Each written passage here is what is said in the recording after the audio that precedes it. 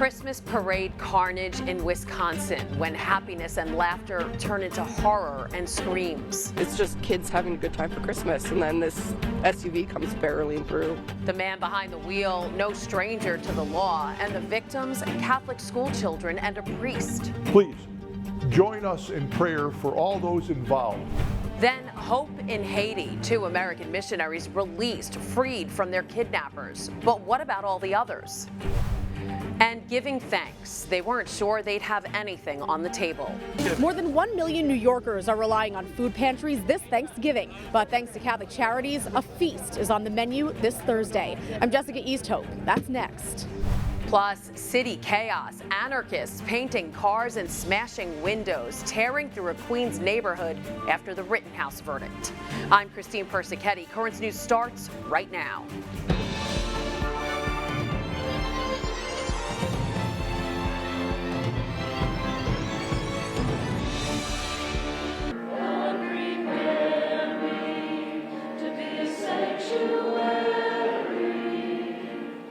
It was supposed to be a joyous celebration, but now a solemn prayer service opening up the Christmas season in Waukesha, Wisconsin. Police have released the names of the 5 people killed, ranging in age from 52 to 81. They are Jane Kulich, Tamara Durand, Leanna Owen, Virginia Sorensen, and Wilhelm Hospital. The suspect, who drove his SUV right into the crowd gathered for the Christmas parade, has been identified, and he's no stranger to police, now facing 5 counts of intentional homicide. A little girl dances as the Christmas parade marches down the streets of Waukesha, Wisconsin, when all of a sudden an SUV flies by just inches from the child, slamming into the crowd ahead. At least 5 people were killed, dozens more injured, including a Catholic priest, parishioners, and Catholic school children. Archbishop Jerome Listecki of the Archdiocese of Milwaukee is asking people to join him in prayer for the victims. When confronted with the shock and the grief encountered by our brothers and sisters in Waukesha, it is now important for us to turn to our faith, which offers us God's loving presence and consolation. The parade is an annual tradition in this small city where people line the streets for a joyous celebration kicking off the Christmas season. But that joy turned to sorrow when police say 39-year-old Darrell Brooks intentionally drove his SUV into the crowd. The subject was taken into custody a short distance from the scene, and we are confident he acted alone. There is no evidence that this is a terrorist incident. The Milwaukee resident is known to police in the area. He's been charged 3 times in less than 2 years with recklessly endangering the safety of others. Most recently on November 5th, but was released on bail just 6 days later.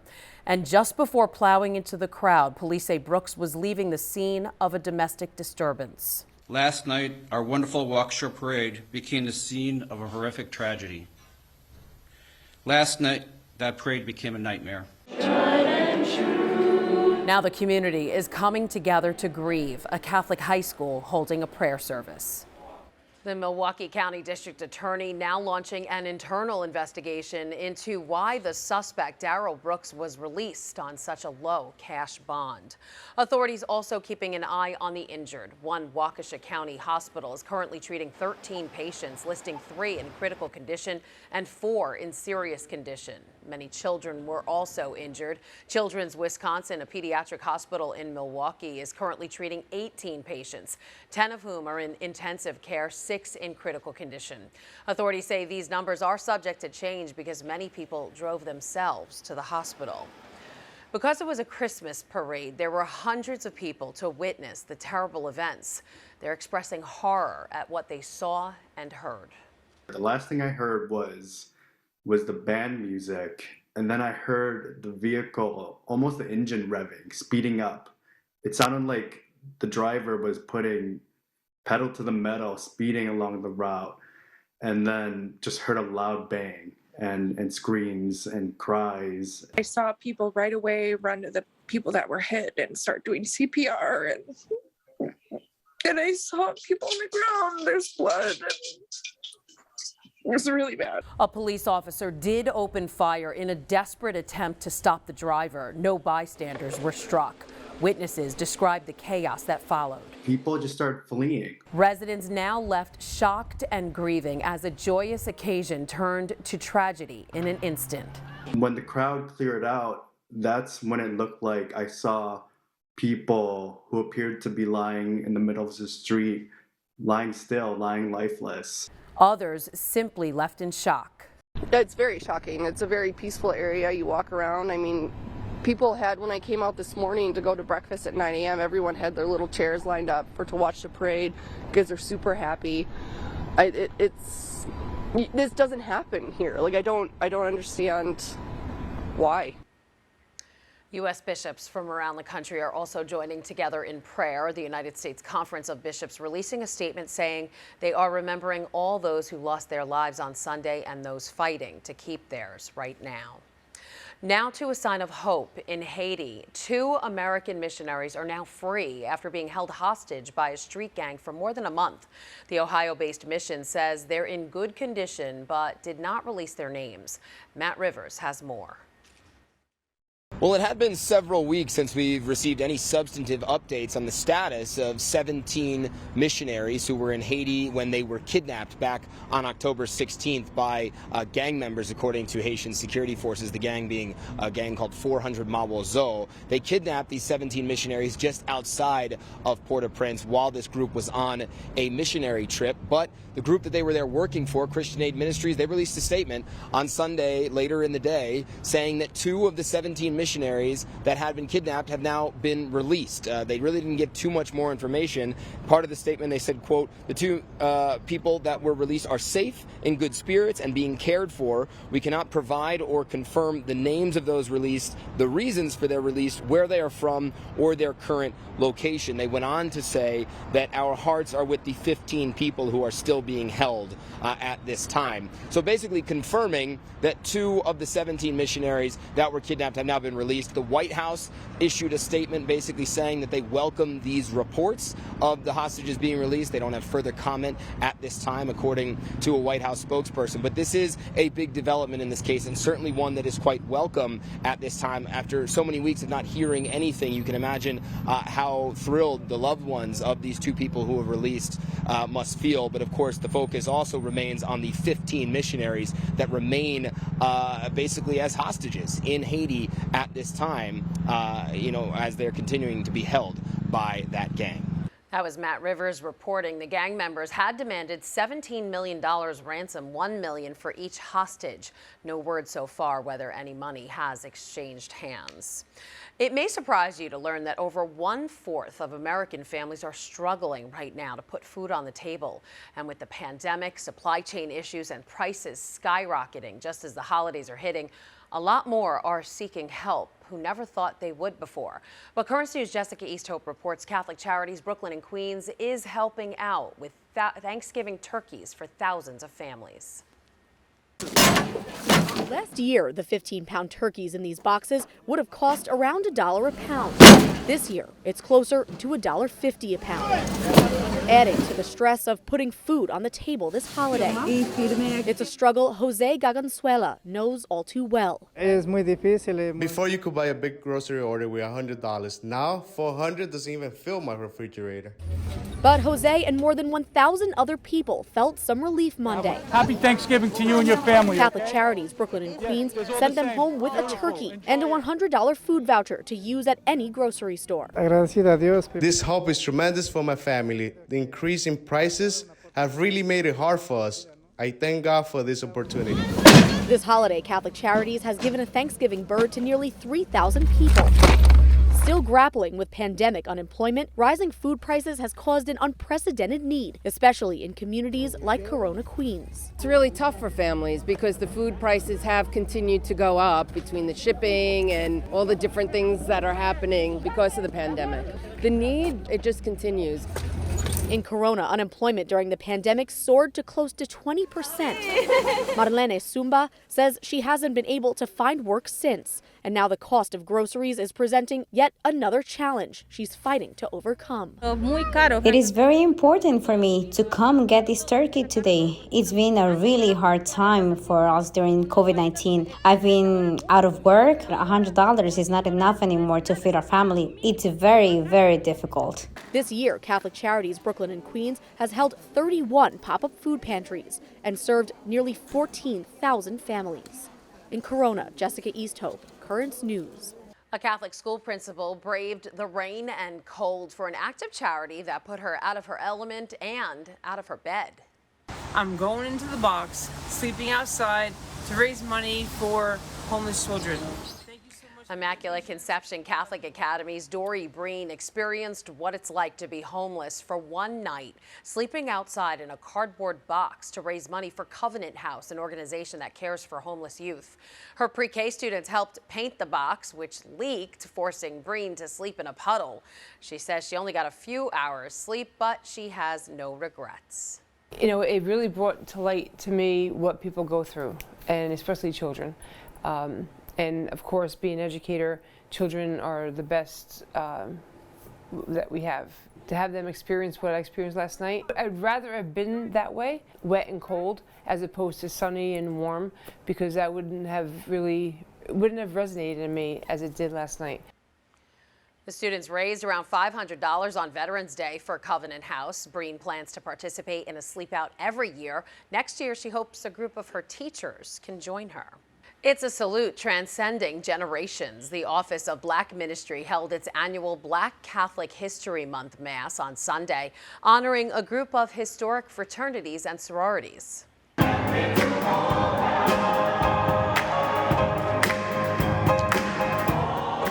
Music filled the halls of Our Lady of Victory Church in Bedford-Stuyvesant, where the St. Martin de Porres Parish honored the Divine Nine, a group of historically black sororities and fraternities that has helped young black Catholics across the nation for generations. Recalling his own days at St. John's University, the celebrant, Father Alonzo Cox, says people of faith can force change. Don't forget to join us later this month as we welcome Bishop Robert J. Brennan to the Diocese of Brooklyn. We'll have live coverage of his installation starting at 10:30 a.m. on November 30th. It kicks off with a press conference at the Co-Cathedral of St. Joseph, followed by a documentary covering the life and legacy of Bishop DiMarzio. Bishop Brennan's installation mass airs at 1:30 p.m. Again, that's November 30th, starting at 10:30 a.m. right here on Net TV. There's a lot more news headed your way. A protest turns violent. Why an angry mob in Middle Village tears down flags, destroys homes, and even attacks a police officer. And this.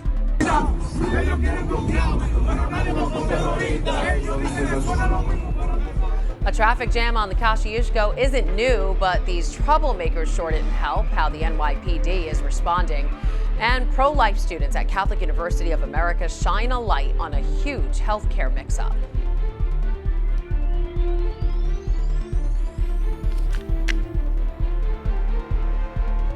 There are now some big changes to the tablet website.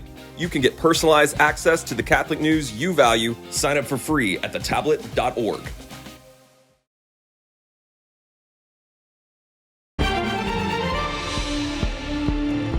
The scene turned rotten in the Big Apple over the weekend, starting with an angry mob destroying property in Middle Village, Queens. Dressed in all black with their faces covered, they say they were protesting Kyle Rittenhouse's acquittal in the Kenosha shootings. The mob of almost 40 people destroying cars and homes, pulling down American flags, throwing objects at neighborhood locals, and attacking a cop. 5 people have been arrested and charged with rioting. One of those suspects also faces a charge of criminal possession of a weapon after he was found with a hatchet and a hammer. And from the streets to the KOSCIUSZKO Bridge.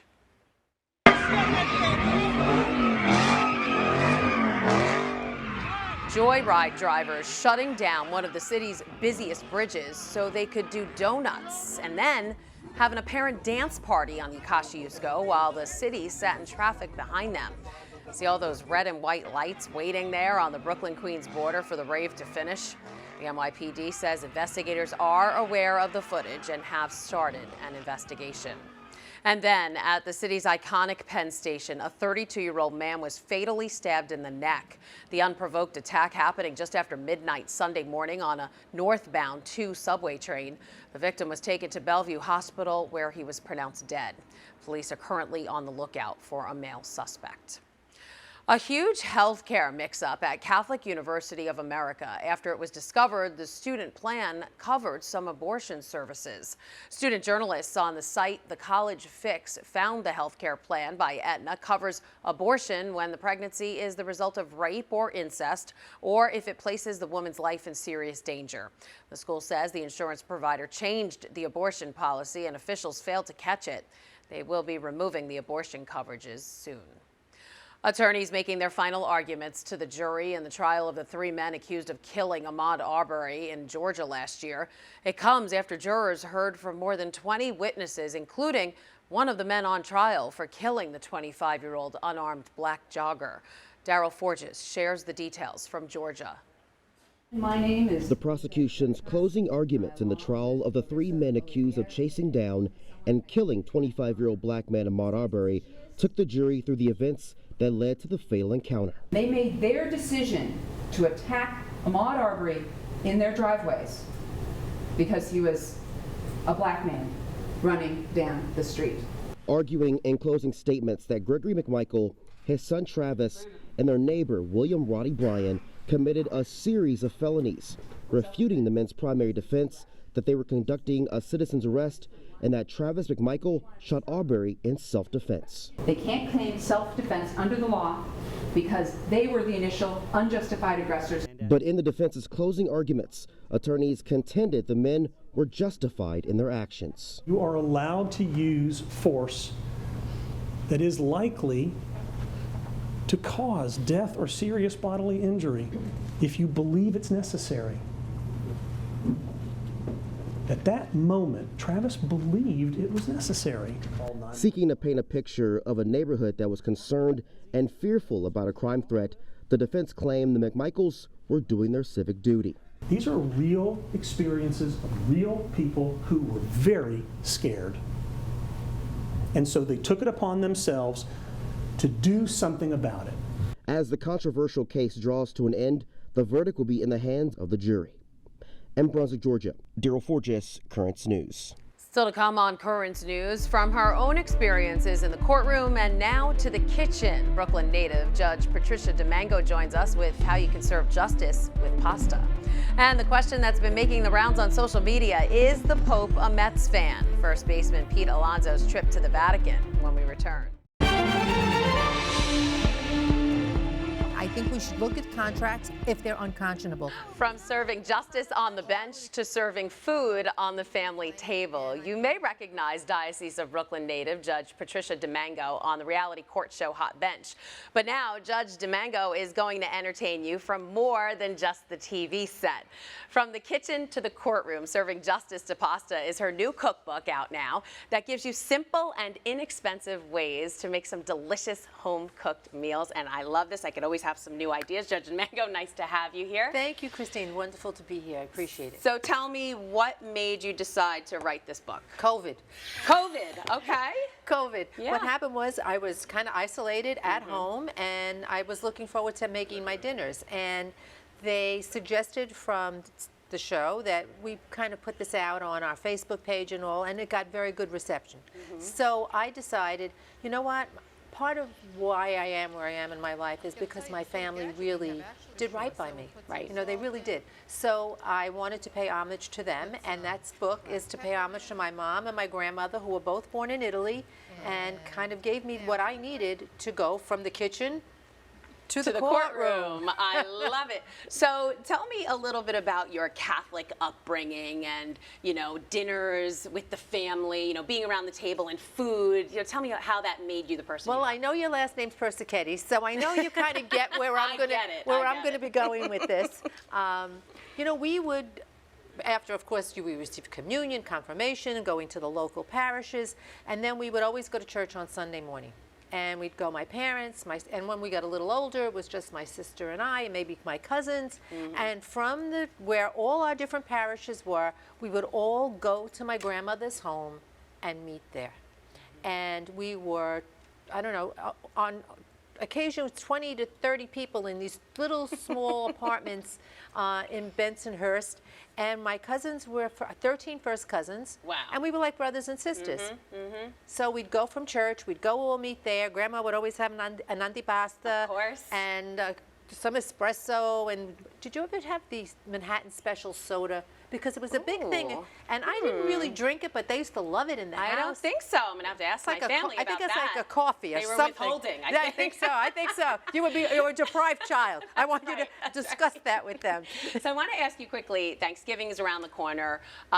What are you cooking? What are you bringing for Thanksgiving? And is it in the book? Lasagna is the first thing we usually make. course. Oddly enough, you can't have the quiz. You know what? My sister's children, I don't have any children, but my niece and nephew, they want to have lasagna. Yeah. They want to have pasta. They don't want to just sit down and have a turkey. Right, you have to have pasta in your before you eat everything else. So the lasagna, which I love it, and for lasagna is like the queen of all the pastas. Of because course. it takes forever, and although now with the sheets of pre-made, much gets a little easier. So, quick question about lasagna and making your sauce. Is it sauce or is it gravy, as I say, gravy?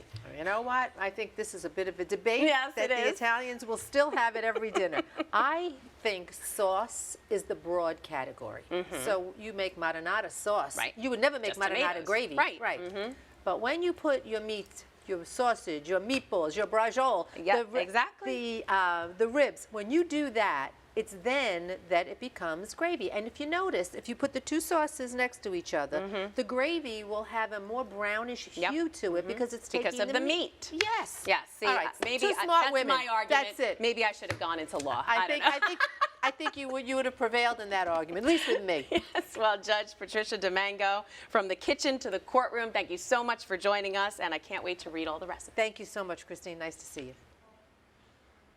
Be sure to pick up From the Kitchen to the Courtroom, Doing Justice to Pasta by Judge Patricia Domingo, available now on Amazon, and a portion of the sales will go to St. Jude's Hospital. Is Pope Francis a Mets fan? Social media has been buzzing about it after Mets first baseman Pete Alonso's new bride posted a picture of them meeting Pope Francis at the Vatican. The happy couple was on their honeymoon in Italy when they posted this photo. It triggered an onslaught of comments from fans, many questioning His Holiness's MLB allegiance. But some are hopeful that since Pete touched the Pope, they'll have a blessed season. We could all pray about that, I guess. And that is Currents News. I'm Christine Persichetti. Thank you for joining us because we are putting your faith in the news. Hope to see you again next time.